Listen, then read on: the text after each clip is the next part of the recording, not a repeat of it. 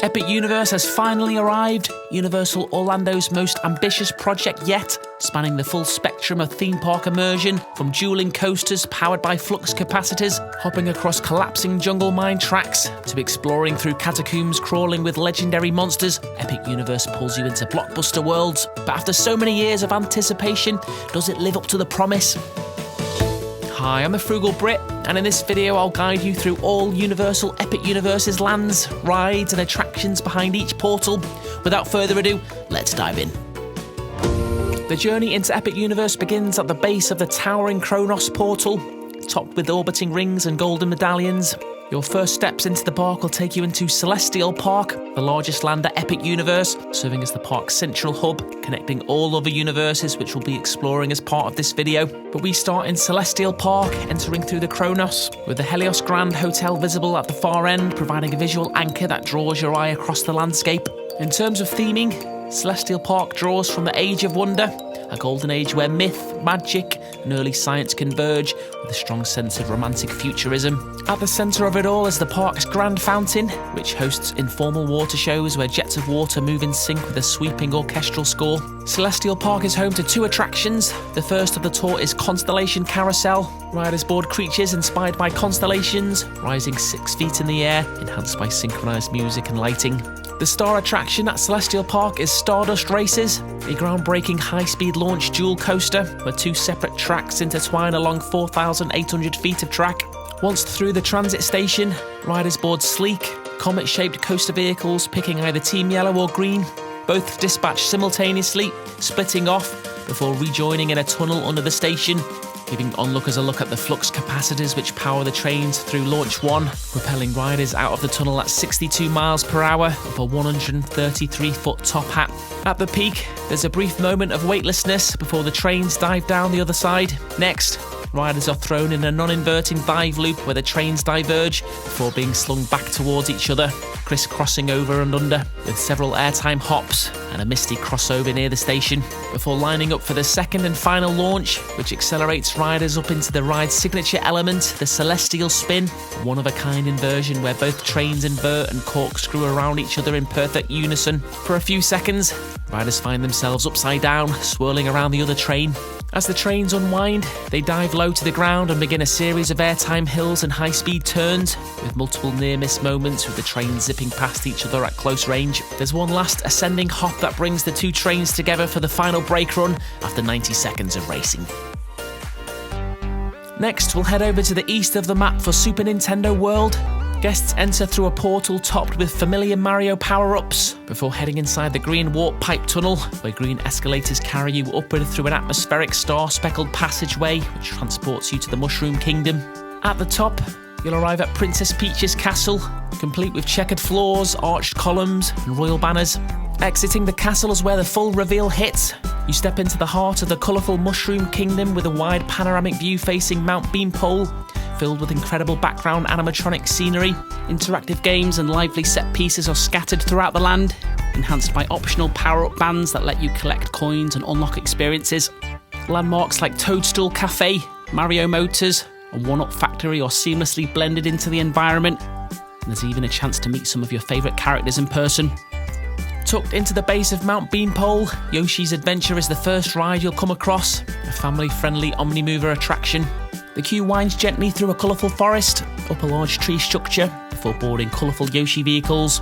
As the ride kicks off, it immediately offers a sweeping view of Mushroom Kingdom, with Peach's castle and her surrounding land, one of the more visually impressive moments of the experience. The story of the ride involves helping Captain Toad on a treasure hunt. You're tasked with searching for glowing Yoshi eggs. The ride gently moves past a series of familiar Mario elements, and a menacing Condorito looming over the track. Riders are prompted to press the right coloured Yoshi egg when spotting specific egg colours along the track. The course includes a dark ride segment, entered through a pipe. Inside, the tone shifts to a more whimsical and glowing nighttime setting. Back outside, the ride winds through a vibrant jungle environment where a balloon-like pink Yoshi floats above, and several coloured Yoshis appear among the foliage, before cruising back into the treehouse station. Nestled beneath the looming silhouette of Mount Beanpole stands Bowser's Castle, which contains one of the headliner attractions, the Mario Kart Bowser's Challenge Augmented Reality Dark Ride. Guests enter via the imposing facade, then once inside, You'll head through the grand hall filled with medallions and trophies, as well as other elaborately themed rooms that immerse you in Bowser's world and his obsession with defeating Team Mario. After passing through a series of pre-show rooms, guests are introduced to the core mechanics and how to aim and fire shells using the ride's AR system. Guests are handed a Mario-themed augmented reality visor before boarding 4-person carts that sync with your visor, which overlays digital elements onto physical sets. It starts with a short training segment, allowing you to get used to the AR system. The ride then progresses through various iconic Mario Kart courses, including underwater sections, haunted mansions, and cloud-filled skies. Throughout, riders collect coins and shells, aiming at Team Bowser members and other targets to accumulate points, drifting around corners by turning the wheel in unison with on-screen prompts. Naturally, the finale is set on Rainbow Road, where riders face off against Bowser in a final battle, success depending on the team's collective performance. Just to the right of Mount Beanpole, a bright circular tunnel styled like a jungle cave leads into Donkey Kong Country, a subland of Super Nintendo World. Stepping through the tunnel, the path opens onto a palm-lined walkway with a dramatic stone archway, which reveals a tropical jungle filled with banana trees, Funky Kong's plane, bongo drums which unlock special effects when synced with the music. Nearby, Donkey Kong's treehouse sits perched above the jungle floor, decked out for regular meet and greets. Eyes will be drawn to the centrepiece, the Golden Temple, with its cascading waterfall and striking golden facade. The entrance to the sole attraction for this subland sits just steps away from the waterfall, which is Minecart Madness. Guests enter beneath a wooden archway. The queue quickly guides you into the temple's stone corridors, lined with tall carved columns and colourful wall art. Midway through the queue, guests encounter a fully animated Cranky Kong animatronic seated beside his parrot. Once boarded, you'll head out on a mission to protect the Golden Banana through the jungle, greeted by Diddy Kong, before latching onto a chain lift hill, then rising up through a giant barrel. At the top, riders are launched out into the open air, only to divert into an abandoned temple, where you're quickly knocked off course into a fast drop and a sharp turn. The ride uses a unique track system where the visible rails appear broken or incomplete, creating the illusion that the cart is leaping across gaps. These jumps happen repeatedly, over stylized stonework and jagged wooden spikes, often just before sudden curves or elevation changes. The ride blends indoor and outdoor sequences, including a splashy flyby past the Golden Temple waterfalls, before the final act, where a triumphant Diddy and Donkey Kong appear, having successfully safeguarded the Golden Banana. Leaving Super Nintendo World behind, we're headed next to the Isle of BERK, a cliffside village themed to How to Train Your Dragon. Stepping through the swirling cosmic portal from Celestial Park, guests are transported into the rugged, windswept cliffs of BERK, which unfolds in front of you as a sprawling seaside village. A statue of a Viking and dragon guard the village over the sparkling lagoon. Dragons are everywhere in all shapes and sizes, some carved into stone, others animated. Haddock Paddock is where guests can meet Hiccup Haddock in full Viking gear with Toothless. Elsewhere, you might catch Gobber hammering away at his forge, or overhear Roughnut and Toughnut arguing over whose dragon is faster. At the back of the village, the Viking training camp offers a colourful play area, complete with nets to climb as well as sheep launchers. Across from the portal, built into the jagged rock face of a sea cliff, stands Mead Hall, a central spot for BERK's feasts and gatherings. Massive stone Viking statues frame the entrance. Stepping through, you feel as if you've joined a Viking banquet from the movie. Your dragon training begins at Dragon Racers Rally, BERK's introductory ride where guests can practice for the village's famous dragon race. Once strapped in, the vehicle lifts into the air, spinning around a central axis, gradually gaining speed. With interactive joysticks, riders control their wings, choosing between a peaceful glide or a daring barrel rolls. Closer to the harbour docks, you'll find Fyre Drill, an interactive boat ride inspired by the mischievous Viking twins Roughnut and Toughnut. Guests board 8-person Viking ships, each equipped with powerful individual water cannons, embarking on a leisurely canal route. But the tranquility quickly dissolves into playful chaos as boats compete head-to-head, each crew racing to extinguish more fires than their opponents, blasting streams of water up to 28 feet. Guests fire at targets and rival boats alike. Beware, successfully hitting a target might trigger a retaliatory splash from a hidden Viking or dragon, ensuring that everyone is thoroughly soaked. For a return to the skies, next we'll head to Hiccup's Wing Gliders, a family-friendly steel coaster. Guests enter through Hiccup's home, invited to test one of his latest inventions. Riders board handcrafted 4-person gliders, then coast out of the station and wind gently through the trees toward Hiccup's workshop. Inside, Hiccup and Toothless prepare for the launch, but in typical Toothless fashion, the impatient dragon triggers the contraption too early before the wings have been attached. With a jolt, the train surges forward out of the workshop and into the open skies, sending gliders sweeping and twisting through the village rooftops and past Viking landmarks. Riders soar low over a lagoon and through rock outcroppings, simulating the feel of a dragon swimming the water's surface. From there, the gliders dart under bridges, race along twisting pathways, and dive through a rocky dragon nest where colourful eggs cluster on rocky ledges.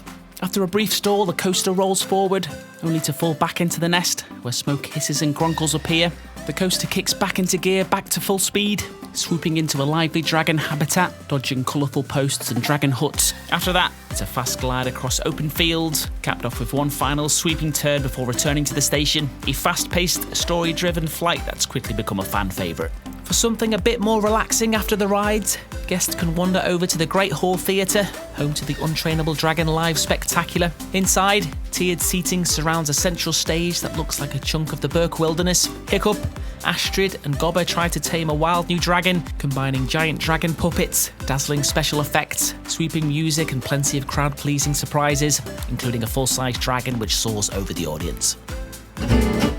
Leaving BERK behind, our journey continues as we head upwards for the Wizarding World of Harry Potter Ministry of Magic Land, Universal Orlando's highly anticipated third instalment to the Wizarding World. As you step through the portal, you can hear the time turner ticking as you travel back in time to 1920s Paris. The journey begins in the Parisian metro system, emerging beneath a striking phoenix arch, which reveals the Place Cachée, meticulously designed to reflect the charm and mystery of the 1920s magical community. In shop windows, enchanted portraits of famous wizards gossip about the latest happenings, interacting with the visitors and offering insights into hidden details. A trio of jazz musicians fill the streets with period-authentic 1920s Parisian tunes, accompanied by their playful puff scheme. Every few paces, you'll notice guests waving their new interactive wands at the spell stations, creating magical moments. For those eager to pick up their own wands, the chic boutique Cosmo Akazor Baguette Magique awaits, offering an elegant alternative to Ollivander's with its sophisticated Parisian flair. Tucked away in the shadowy alleys of Place Cachée, the Goblet Noir offers a quick-service dining experience steeped in dark wizarding lore, inviting guests into a moody, medieval-style tavern where dark witches and wizards gather to escape the eyes of the Paris Ministry. If you prefer something lighter, the charming Café L'air de la Sirène recreates a vibrant 1920s Parisian cafe atmosphere and serves up the signature butterbeer crepe, one of Epic Universe's must-try treats. Looming over the street is a large, colourful circus tent which hosts the Cirque Arcanus, a 15-minute stage show that features the flamboyant ringmaster Skender's scheme to restore his dwindling circus by capturing Newt Scamander's enchanted suitcase. Expect impressive aerial acrobatics twirling above, intricate puppetry, adding up to a captivating show. Tucked behind the charm of 1920s Paris is a far more perilous journey. This is Harry Potter and the Battle at the Ministry. To get to the ride, you'll have to travel via the Metro Flue. Ministry officials usher groups of muggles through the underground station. Then in a flash of swirling emerald flames, you're whisked away by Flue powder across space and time, from the back streets of Paris to the British Ministry of Magic, deep beneath the streets of London. You materialise through one of the Ministry's grand fireplaces before arriving in the Ministry atrium, a striking recreation of the iconic film set that photos and videos never do justice. Dark green tiled walls rise high around you, curving upward like an enormous underground cathedral, lined with glowing office windows. Letters zoom magically between distant Ministry offices. A massive banner announces the trial of Dolores Umbridge, hinting at the unfolding drama. From here, you're ushered into the registry offices lined with clerical booths, past wanted posters for Death Eaters. Next comes the Hall of Ministers, where portraits of former magical leaders line the walls. As the queue continues, the Ministry's familiar green tile work turns purple. You're now nearing the heart of the investigation, into the Aura's office packed with evidence. Beyond that, you step into Dolores Umbridge's office itself, occupied by Higgledy. Finally, you board your Ministry elevator. As the doors close, riders glide between shifting elevator banks filled with commuting wizards and witches. The story quickly escalates as the trio appear, drawing riders into a battle against Dolores and corrupt Ministry forces, with riders sent spiralling through chaotic scenes, through the Ministry archives, dodging Death Eaters, and being launched by an angry Erumpent into the Time Room. Umbridge's antics backfire in the Time Room as the surroundings collapse into a cosmic vortex, with the trio and Higgledy plunged into a storm of debris. After a brief blackout, order is restored as Umbridge is sentenced in the Ministry courtroom, leading to a calmer journey and a warm send-off. Leaving the Flu network behind, with daylight dwindling, we turn north to the very top of our map for our final stop, which is Dark Universe. You enter via the glowing archway that crackles with light on guests as they pass through the cursed village of Darkmoor. Once through, you're surrounded by gravestones, flickering lanterns, and a creeping layer of fog that spills out from between tombs. Everything looks worn down, like a village that's been dealing with monsters for centuries. Near the entrance, there's a busted iron cage showing signs of an escape. Further in, a glowing fountain sits at the heart of the village. Surrounding it, the buildings are slanted and aged, with crooked balconies and flickering windows, one containing bubbling potions. On one side, you'll find Das Steakhouse, a vampire-themed quick-service restaurant where guests dine among servants aspiring to gain immortality, and containing vampire-centric artwork and artefacts. Ahead stands Frankenstein Manor, the massive centrepiece of the land which we'll be returning to later in the tour. Further along is the Burning Blade Tavern, built into the remains of an old windmill. Every so often, the windmill's blades catch fire, briefly lighting up the area. Inside the tavern, you'll find a dimly lit hideaway where aged timber beams, stone walls, and flickering lanterns create an atmosphere steeped in monster hunting lore. On the far edge of Darkmoor Village, nestled among gnarled woods of old European wagons, lies the entrance to the Curse of the Werewolf spinning family coaster, inspired by the 1941 movie The Wolfman. The path winds through dense forest, where warning signs and cryptic verses speak of an ancient werewolf curse. The queue ends in a candlelit loading station where riders board worn, wagon-like vehicles. After boarding, the train curves outside and slows before hitting its first launch, which sends riders climbing a twisted spike, which crests into a right bank turn, followed by the first pass through a wooden hut. From there, the train loses momentum and rolls backward, initiating the first stall. The vehicle then launches in reverse up the opposite side and falls forward again, building speed before passing through the hut a third time, now at full force, taking riders over the crest and into the heart of the ride, with a sweeping move past the windmill, eventually slowing down as you return to the tent, with a static figure of Maleva marking the end of the journey. Our final and most intense encounter takes us back to Frankenstein Manor, a crumbling Gothic stronghold wrapped in stone, iron, and creeping vines. Electrical surges flash through the tower above. You enter the grand foyer with statues, murals, and an ominous staircase. The tone shifts towards science fiction as guests pass through a series of rooms filled with glowing blue energy lines, lab equipment, and monster hunting artifacts, hinting at a high-tech experiment gone wrong. The story becomes clear. Dr. Victoria Frankenstein, descendant of the original Doctor, plans to control Universal's iconic monsters using her reanimated monsters as a conduit, with the support of her twitchy assistant Igor. From there, guests store belongings in double-sided lockers, later arriving at a circular loading platform inside what feels like a monster containment vault. Once you're strapped in, what begins as a controlled experiment led by Victoria, backed by the swelling score of the Phantom of the Opera, quickly spirals into chaos when Dracula escapes, setting off a chain reaction, plunging riders unpredictably through physical sets and state-of-the-art projections, and close encounters that blur the line between ride and horror show. A final clash with Dracula leads to a searing burst of sunlight, followed by a grim farewell from Igor. A relentless plunge into Universal's Monsters legacy, an easy contender for Epic Universe's best, and with a huge ride capacity, a real people eater in every sense, meaning wait times are surprisingly low. Well, that wraps up this guide. Thanks for watching. If you're planning a visit to Universal, be sure to check out my other videos covering the other parks and hotels, and don't forget to subscribe so you don't miss any future tips and updates.